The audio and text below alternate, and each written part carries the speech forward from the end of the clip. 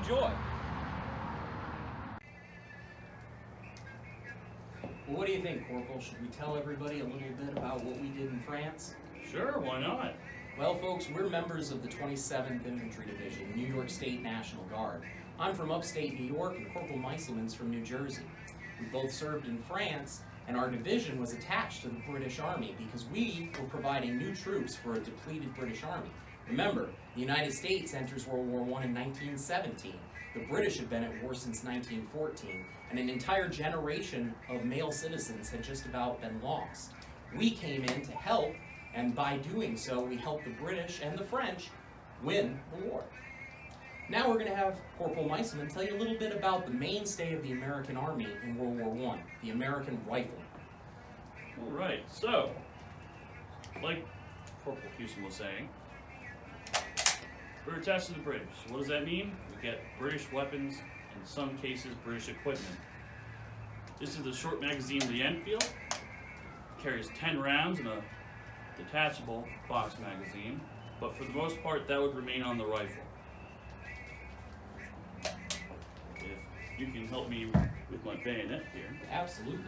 Now the other thing is, with the way that this pack is designed, you actually need a buddy to help you pull your bayonet off.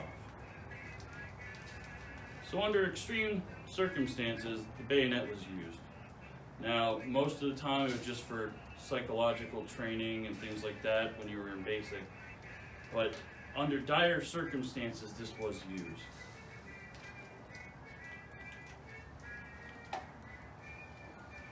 Now the thing to note is that the rest of everything I'm wearing is pretty much American gear. So you have a British small box respirator, which is today known as a gas mask, but I could also have an American one if I was issued one.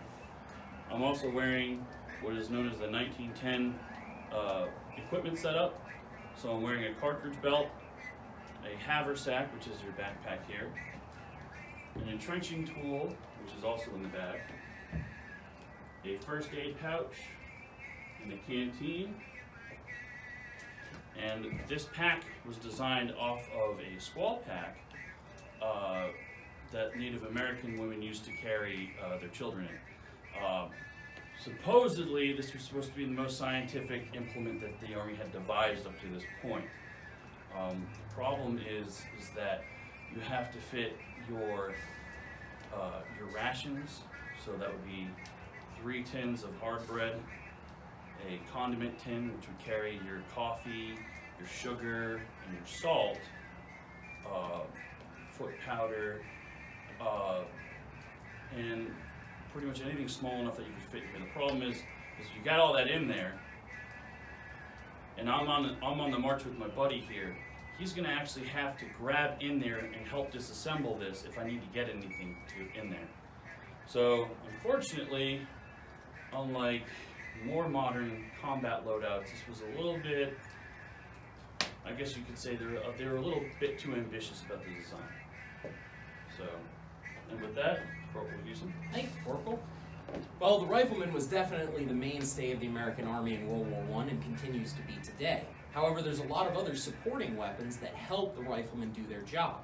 Now, I'm wearing less equipment because I'm set up to do some MP duty, which is going to become more common for us now that we've won the war and we're in an army of occupation. I'm armed with the 1897 Winchester shotgun, commonly known as the trench gun. It was a civilian manufactured 12-gauge shotgun, pump action, and used a tubular magazine. What makes this a military shotgun is that it has a perforated heat shield here in case I have to grab the shotgun to use the bayonet and not burn my hand. It has a bayonet lug, so just like the bayonet that goes on the Enfield, it would be on my pack and I could use it on my shotgun. Now the benefit of this as opposed to the rifle is that this is a shotgun. It fires shot and the shot spreads out. In a trench where we fought most of our fighting, the shotgun was effective in clearing trenches. And so we utilized this a lot toward the end of World War I, helped us win all of our trench clearing battles, and it became a great weapon for interior guard duty, stateside, and as an army of occupation in France. I'm wearing a cartridge belt that's just like the rifle cartridge belt. It is a rifle cartridge belt, except I would put my shotgun shells in it. I'm also armed with a .38 caliber Smith & Wesson revolver. Now, the importance of a revolver in American military tradition is that Americans are very heavily armed with sidearms. It's always been a tradition. Now, though certain soldiers would be issued a revolver, we saw a lot of other revolvers and sidearms trickle down through the ranks as the war went on. As for the rest of my equipment, it's identical to Corporal Meiselman's, but all of this would work together as a team effort, just like we have to work as a team together to unload our pack and get our bayonets. All of these work in unison to help us defeat the enemy in the field. That's right. Good evening. One of the major dangers during the Great War was gas warfare. So I'm going to show you a demonstration on how this mask worked and what to do in case of a gas attack. So the first thing that would happen is usually there was some kind of alarm that would go off. Sometimes they would salvage brass from artillery shells, and then they would turn it into a bell. So what happens when it goes off is you remove the flap from your gas mask bag. If you're like me and you're blind, unfortunately you take your glasses off.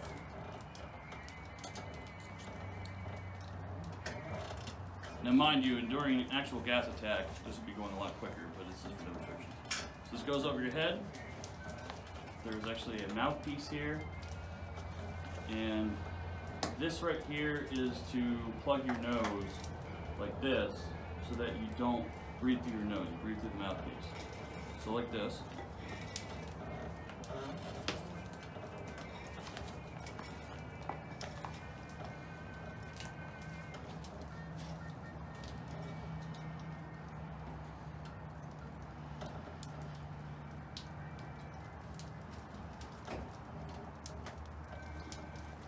And when the all clear was given, you would take your mask off.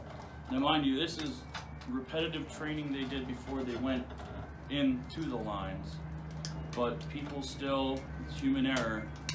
Sometimes you will forget how to do things properly, and unfortunately that ends in a gas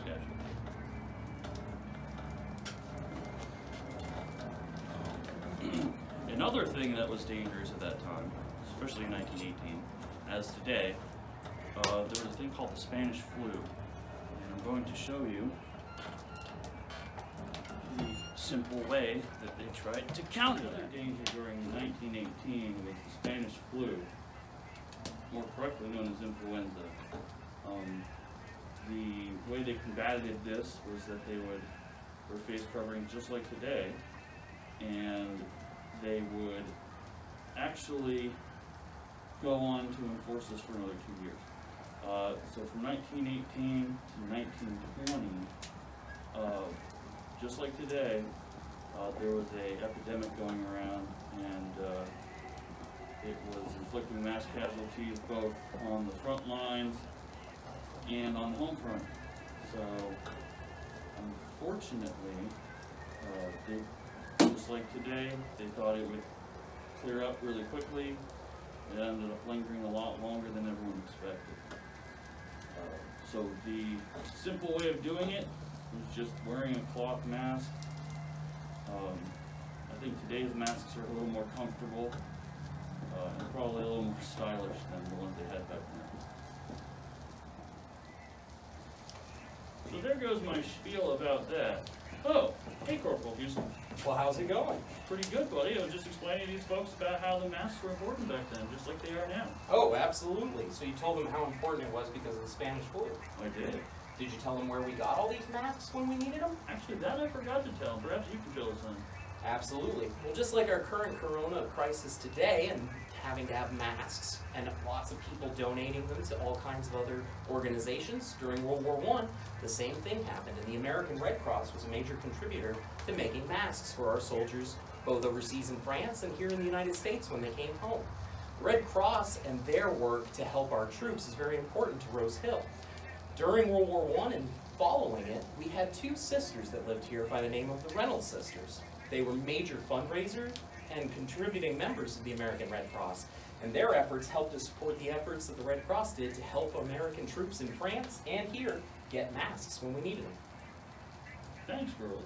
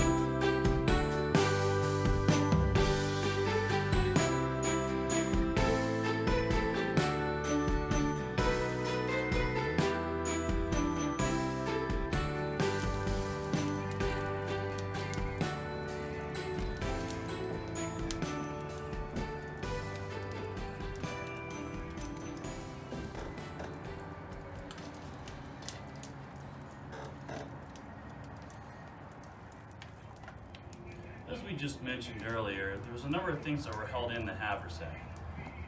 You would have a condiment tin, which would have your sugar, salt, and your coffee. And coffee was very important as it is today in order to give more comfort to troops and to keep them alert. We also have canned rations here, so we have some stews. Another important thing was to heat your rations, called a Tommy cooker. Today, think of sterno, and that was usually they would dig a small hole in the side of that trench, about this big, enough to fit a mess kit in there in that cooker, because an actual open flame such as the one behind me would have encouraged things like artillery fire. So you also had what the infamous bully beef. Here I have two examples, reproductions of corned beef that was given to universally to troops all over the Allied side. And you would make things, you could either eat it cold or split it with a buddy, or you could make different dishes with it. One such thing is simply adding water and some vegetables, and it's known as monkey meat stew. And then if you could get your hands on it, fresher rations, they actually did earlier on in the war issued to U.S. troops what's the bacon tin, and you would have your fresh meat in there. A lot of guys ended up just tossing these because they didn't really have any need for them. So it's actually from what I understand, a pretty common archaeology find out in France. Next would be your bread ration. So earlier in the war, I have an example of your hard bread box, which is similar to a Nabisco cracker. In fact, actually, the National Biscuit Company made hardtack for U.S. troops at that time. Earlier on, before they were worried about gas attacks, they issued them in a box like this, which would then be covered with paper and then sealed on both sides. As gas became a problem, they started issuing them in these tins. And you can see it's actually labeled as which side you're supposed to use to open it. And then they would cut this open and consume the contents inside. Here we have an example of something we just cooked over on the fire over there, which would have been much more preferred over everything else that I've just shown you. And then pretty much anything else you could fit in the haversack, you would. Anything that was a dire need, like for instance a fresh pair of underwear is always a welcome thing to have after being on the line for over 7 days. So, and that's the average content of your haversack. Boy, that stuff doesn't look very appetizing, does it, Corporal? No. Well, we're doing a lot better now that the war's over and we've got this great cabin here in France. You You want to see what I've been working on? Yeah, actually. I'm starting. Well, all the guys in the squad were able to come up with some fresh vegetables, and we found some beef. Courtesy of French farmers. Absolutely. Since we helped them win the war, they're mighty happy to give us whatever they can. So we've got some potatoes and some carrots in here, and we have some fresh beef, and I think this is going to be way more appetizing than our canned rations, don't you? I'm mighty tempted to chuck those in the gutter. Well, you better keep them in your pack. Someone will come looking for them. Yeah, especially the sergeant. Oh, absolutely. You know how he can be. Oh yeah.